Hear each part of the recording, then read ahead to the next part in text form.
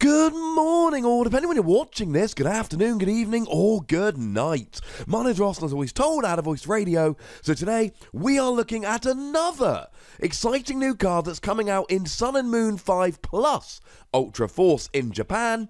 We don't know exactly when these cards are going to be coming out, but as I keep saying, most likely guess is that they're going to be coming out in our Sun and Moon 6 set, which will be our May set. It is a non-GX Duskmane Necrozma. Now, this is important because we have a GX Duskmane Necrozma coming out. And I'm not going to go into much detail about this because, well, I've done a whole video about it. And I heartily recommend that you go and have a gander at that video. I'll pop a link in the description. But it's super good. When combined with the new Magnezone from Ultra Prism, which allows you to attach as many metal energy per turn as you like, it becomes an amazing card that allows you to basically one-hit KO anything. So the gauntlet's been thrown down by Duskmane Necrozma. Can the non-GX, can it hold up?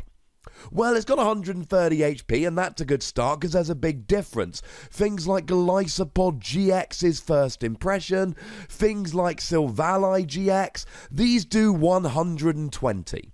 So having 130 HP actually makes quite a big difference. Being a metal type does mean you're hitting weakness against Gardevoir, but metal's getting so much love in the next couple of months that, to be honest, by the time this comes out, it might be irrelevant. Weakness to fire could be a slight issue with Volcanion running around. Obviously the EX will get a KO anyway, but the non-EX could take some cheeky prizes here. And the resistance to Psychic is pretty handy if Garbodor ever comes back round again. And, well, I mean, it's such a good card. One's got to imagine that at some point it's going to come back round again. Retreat cost of 2 is literally the worst in the game.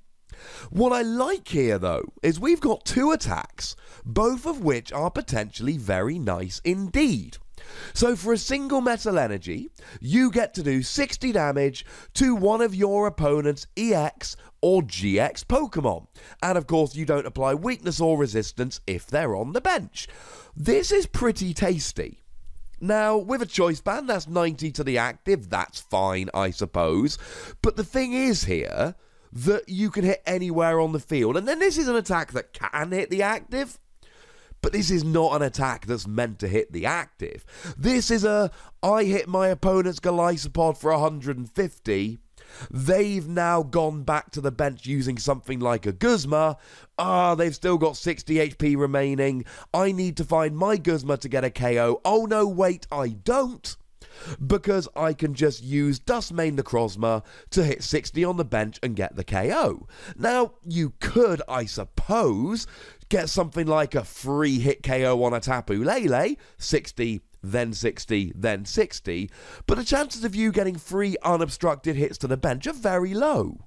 This attack is a situational attack. This is if at any point during the game my opponent ends up in a situation where they've got 60 HP or less remaining on an EX or a GX, I can get them. That's where this comes in. Now, there is always the opportunity to use something like a Guzma or maybe even a Counter Catcher to strand something in the active, and if you can strand a Pokemon in the active, then you can just do 60, 60, 60 all around the field. This is something that's been done with these so-called sniping Pokemon for ages. Strand a Pokemon in the active, preferably one with a high retreat cost. Hooper used to be the one, but yeah, nobody loves Hooper anymore, unfortunately. But there's plenty of high retreat Pokemon out there. And maybe your opponent draws a Floatstone to get out the active, and maybe they draw a Guzma, but maybe they don't. And if they don't get out the active, well, then you just get to sit there having a whale of a time doing 60. But like I've said, as much as this can be something you can do, it's not really what you should be relying on here. What you should be relying on is, at some point, I can do 60 if I need to. The second attack is arguably better, arguably more useful, and, if you can believe this, arguably even more situational than the first attack. For 2 metal and a colourless energy, 100 damage, that's alright. If your opponent has 1 prize card remaining, this attack deals 200 damage. Now, you whack a choice band on there and you're doing 230, that will get most Pokemon.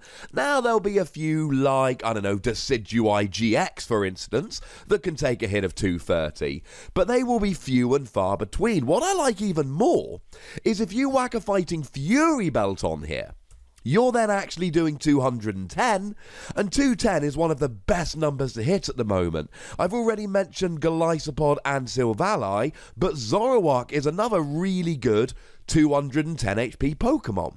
So this attack, with a Fighting Fury Belt, will get 2 cheeky prizes. Now, of course, huge downside, and huge is somewhat of an understatement, your opponent has to have exactly 1 prize card remaining for you to use this. This means you basically have to force your opponent into a 7 prize game. This is where at some point they KO a single non-GX, so that after KOing 2 GXs, they've got 1 prize remaining. But you've only got GXs on the field, now they've got to KO 1 more and essentially take 7 prizes to win the game. And if you're going here, we might as well go for Counter Catcher as well. This has great synergy with Counter Catcher. You use Counter Catcher to drag a Pokemon off the bench and take 2 prizes. If your opponent's got 1 prize remaining and you've got 2 prizes remaining, you're behind, Counter Catcher works. You have an opponent with 1 prize card remaining, so Duskmane Necrozma does 200, not 100, and then you knock out a GX for the win. This is good. This is very, very good. It is a basic Pokemon, which means you don't have to muck about with anything else. There's no evolution going on. Because you could do a lot of damage with Solgaleo GX, but you know, that's a stage 2, that's a little bit awkward. And there's other Pokemon, I mean, the Duskmane Necrozma GX can do a whole bunch of damage, it can do 220, but it takes 4 energy, not 3. Is that a huge enough difference? I don't know. But if you do leave Duskmane Necrozma GX on the bench, your opponent has 2 prizes, whereas you can stash the non-GX on the bench and leave it there for most of the game, and it's not really in your opponent's best interest to KO it. And that's what I really like about it, because it's one of those Pokemon you can kind of leave it there and go, look, we all know, we both know, it's going to do good eventually, but right now there are other Pokemon to take out. So your opponent's going after your attackers, and when you get a minute, you can just pop an energy on there, and at some point during the game, it could be really, really good. Or your opponent goes to a whole bunch of effort to KO a Pokemon that isn't actually a threat right now. Brilliant! I'll take that. This is not an every turn, every game Pokemon. Your opponent is not always going to go down to 1 prize remaining. Some games, they'll go down to 2, knock out a GX and win the game. But sometimes this will work. Now, I know it's free energy, but we're not actually all that worried. The Solgaleo GX, the new one coming out, for just a double colorless energy, does 120 and attaches 2 basic energy from the discard to one of your bench Pokemon. That could work. It's a basic, so you've got access to Max Elixir. That could work. We've got the aforementioned Magnezone that allows you to attach as many metal energy as you like per turn. That could work. And if your opponent's down to 1 prize, there's a decent chance that you're behind on prizes, so counter energy can work as well. Whole bunch of options for getting the energy on there. And that really is where we're at with this Duskmane Necrozma. It is not a stunning card. It does not have amazing attacks. It has 2 attacks that are very, very, very good situationally. But it's a basic Pokemon. It's going to be 1 card in your deck. And Metal decks, if you've been watching this channel over the past couple of months, you'll know Metal decks are going to see play in the future. This is 1 card, and it's really good in some situations, and in a bunch of games, you'll never even use it. But then your opponent will have a 60 HP remaining Golisopod on the bench, and this will win you the game. Or your opponent will go down to 1 prize remaining, and you won't have any attackers but this, and this will take 2 prizes to win the game. Oh, and as a quick side note, Beast Energy, the previous video we did, obviously if you use a Beast Energy, this will go up to 260 with a choice band, which will get even giant Pokemon like the new Solgaleo GX. Either way, I'm giving this between 3 and 4 Wassies. It's not a great card, it's not a game-breaking card, it's not an amazing card. It is a kind of card that good players put into their deck and it wins them the occasional game here or there. Is it enough to really warrant the inclusion with so many good metal Pokemon around at the moment? I'm not 100% sure, but it's gotta be worth a look. Although I should be at pains to mention that we do not give half Wossies, because that would be barbaric. But as always, ladies and gentlemen, I want to know what you think about this in the comment section. Do you think it is going to be widely played? Do you think it's a good tech, or is it just too situational? Go nuts! Be nice. Make sure you like this video, subscribe to this channel, follow me on Twitter at TheWossie, and Twitch for some live action at twitch.tv/PTCG Radio. If you want to support the channel, get some bonus podcasts, etc., you can do so by going to patreon.com/PTCG Radio. But by far the most important thing, as always, is to look after yourselves until next time. Thank you very much for watching. My name is Ross, and you've been watching PTCG Radio.